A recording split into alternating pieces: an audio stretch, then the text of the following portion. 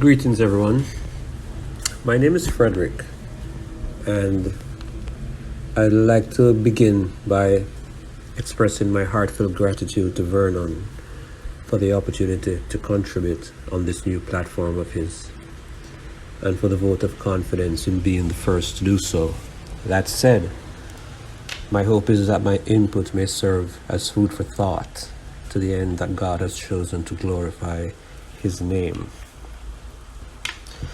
My life's journey has taken me to the knowledge of many things, and for me, truth is invaluable. That said, truth has been questioned throughout the ages for obvious reasons. All men are not like-minded. Henceforth, truth, for the most part, is seen as relative. This reality, it can be reasoned, is justly reflected in biblical scripture by the use of the term present truth. That said, defining absolute truth seems to be a bit more challenging. My understanding is that absolute truth is unchangeable, unchallengeable reality. To my mind, this appropriate definition negates explanation or defense.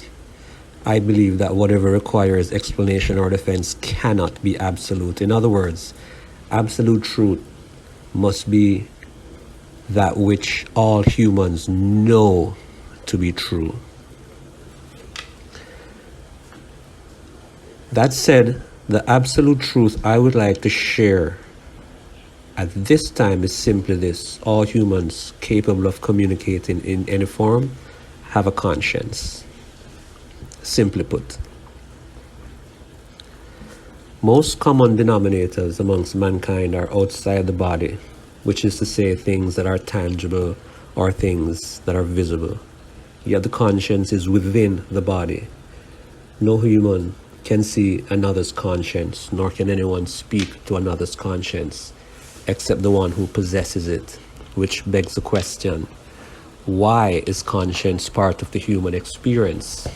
Well, I think it makes sense for us to first try and define conscience. Well, it is said that conscience is a guide to speech and behavior, a moral compass for the human, if you will.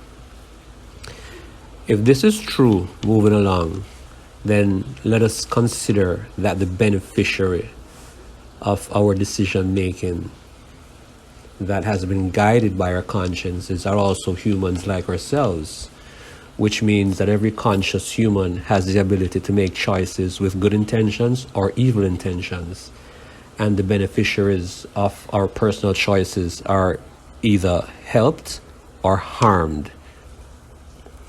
Now, stick up in there and let's talk about an experience that we all have independently of deep thinking. We know from experience outside the body that speech and behavior carry consequences, usually understood as reward or punishment. Accountability is a part of the human experience for actions that are committed. Actions, intentions, consequences, accountability are all play a role in the dispensation of justice.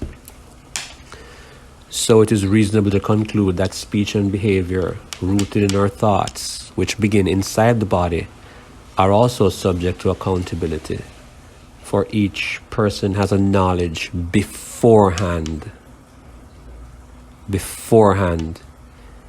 if the actions that they engage in are intended to be good or evil. And that's very important, because there are many that commit evil actions deliberately and they are not held accountable while they live.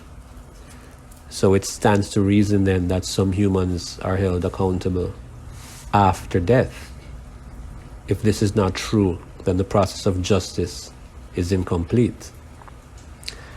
And this, dear friends, is worthy of meditation, in my humble opinion. It is my hope that these words lead to deep introspection for everyone, And the question I hope is formulated as a takeaway is simply this: how can the human experience be perfected by having a clear conscience?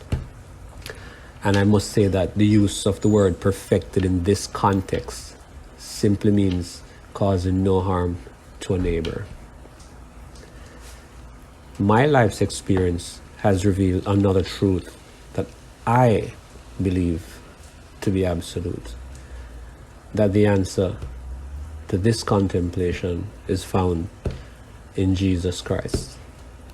God bless you, my friends. I hope there was at least one person who found these words worthy of contemplation. God bless you until we meet again. Bye.